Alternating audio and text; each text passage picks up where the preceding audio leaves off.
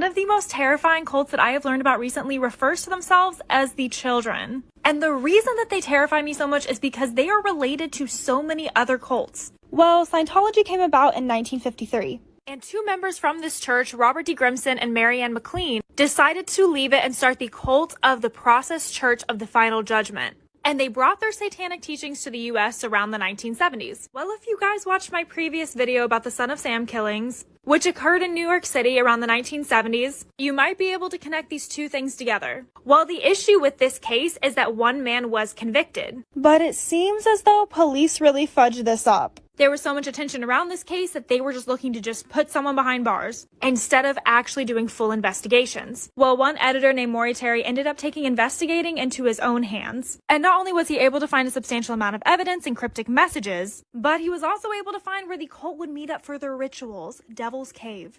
Part 2 to why I don't think the Son of Sam worked alone. Well, it was rumored that there was a cult working in New York City that was an offshoot of the Process Church of the Final Judgment.